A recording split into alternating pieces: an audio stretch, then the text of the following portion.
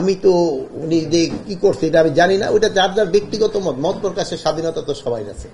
গতকালে ওনার এগেস্টে তো আমরা ইনভেস্টিগেশন তো শেষ হয় নাই, ইনভেস্টিগেশন শেষ হয়েছে। ইনভেস্টিগেশন শেষ হওয়ার আগে তো বোন আমি বলতে পারবো না। হ্যাঁ, এখন এখন তার নামে যদি কেস থাকে আপনি কি করবেন? যে গুলি আসতেছে গরু, আগেই তারা ওই ব্যানার দিয়ে দিতে হবে তারা কোন হাটে গিয়ে এটা নামাবে। তা না হলে অনেক সময় দেখা যায় যে ওই টানাটানি শুরু হয়ে যায়, এই হাটে নিয়ে যেতে, এটা যেন না হয়, এটার জন্য বলা হয়েছে। এবং প্রতিটা হাটেই আনসার রাখতে হবে, প্রতিটা হাতে। তো আমরা একটা অ্যাপ্রক্সিমেট একটা বলে দিচ্ছি যে 75 জন, কোনোটায় হয়তো বেশি লাগবে, হয়তো কোনোটায় কম লাগবে। এইটার জন্য আমরা এই নিরাপত্তা প্লাস ওখানে গরুর ডাক্তারও থাকতে হবে, যেটা অনেক সময় অসুস্থ গরু ঝুড়ু যেন বিক্রি না হয়। প্লাস অনেক সময় আছে যে গরুর আঘাতেও কিন্তু অনেক সময় লোকজন আহত হয়, এই জন্য একটু ফার্স্ট এডেরও ব্যবস্থা রাখতে হবে। আর একটা হলো ভালো খবর হলো, আমরা তাদের অনুরোধ করছি যে এখন তো 5% করে হাসিল নেয়, 100 টাকায় 5 টাকা। আগামী বছর থেকে যেন এটা 100 টাকা 5 টাকা না, 4 টাকা করে নেয়, 1 টাকা করে কমানোর জন্য।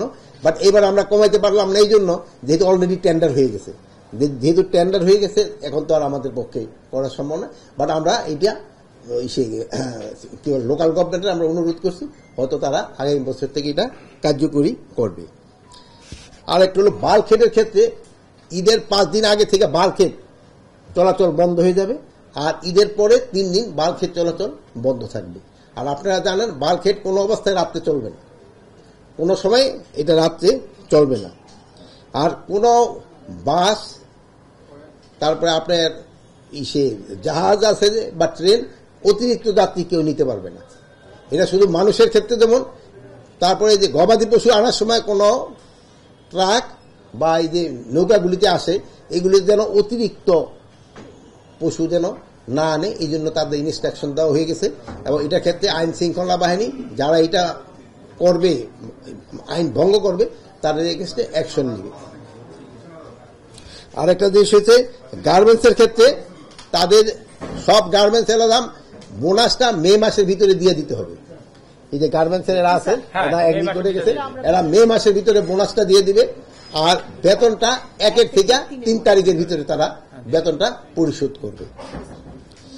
আরেকটা জিনিস হলো গার্মেন্টস শ্রমিকদের যৌক্তিক যে দাবিগুলি আছে, এইটা মালিকেরা অবশ্যই তাদের পূরণ করতে হবে, যৌক্তিক দাবি। বাট কোন অযৌক্তিক দাবি নিয়ে যদি শ্রমিকরা রাস্তা বা কোথাও ঘেরাও করতে, ওই ক্ষেত্রে কিন্তু আইন শৃঙ্খলা বাহিনী তাদের নিয়ম মাফিক ব্যবস্থা নিবে। বিভিন্ন দাবি দাওয়া নিয়ে থাকবে, এই জন্য তো স্বরাষ্ট্র মন্ত্রণালয় দাবি দাওয়া থাকবে, দাবি দাওয়া পূরণ হবে, আবার কেউ দাবি দাওয়া নিয়ে আসবে। যাদের যৌক্তিক দাবি, আমি বলবো যেই কোনো মন্ত্রণালয়ে যদি যৌক্তিক দাবি থাকে, এটা যেন তারা মেনে নেয়, কেউ যেন কোনো অযৌক্তিক দাবি না করে।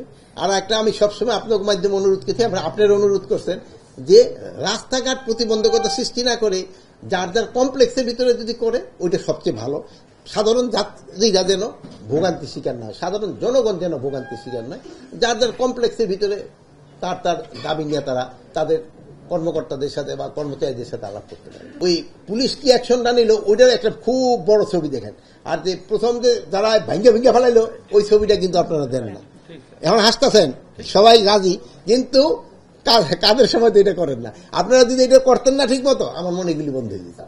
এই জন্য আমি আপনাদের কাছে অনুরোধ করবো, আপনারা যদি প্রপার ভাবে এই জিনিসগুলি করেন যে মানুষের ভোগান্তি হয়, তো দেখবেন লোকজনে অটোমেটিক চলে যাবে। যেহেতু পাবলিক সেন্টিমেন্ট কিন্তু একটা বড় ধরনের সেন্টিমেন্ট, আপনারা কিন্তু পাবলিক সেন্টিমেন্টটা আপনারাই ক্রিয়েট করতে পারেন, আপনারাই কিন্তু সবচেয়ে বেশি হেল্প করতে পারেন। আপনারা যদি দেখেন যে এরা যে এদের মাধ্যমে পাবলিকের ভোগান্তি হচ্ছে, এটা যদি আপনারা প্রকাশ করে দিতে পারেন, তো দেখবেন ওনারই এক সময় কিন্তু সবাই, যেহেতু আমরা তো সবাই তো মানুষ, যার যারটা বুঝি, সেই সময় বলবো যে না রে, জনগণের আর ভোগান্তি করা যাবে না।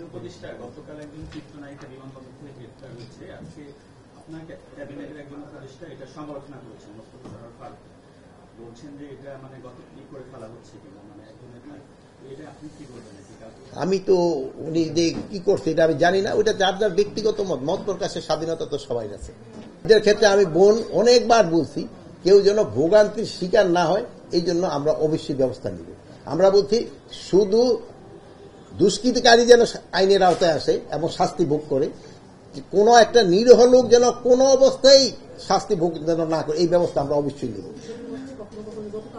না, গতকালে ওনার এগেস্টে তো আমরা ইনভেস্টিগেশন তো শেষ হয় নাই, ইনভেস্টিগেশন শেষ হইলে ইনভেস্টিগেশন শেষ হওয়ার আগে তো বোন আমি বলতে পারবো না। হ্যাঁ, এখন তার নামে যদি কেস থাকে আপনি কি করবেন? আপনি তো আবার যদি ছেড়ে দিলে আবার আপনি কিন্তু বোন বলবেন স্যার আপনি ছেড়ে দিচ্ছেন অমুকের ছেড়ে কারে,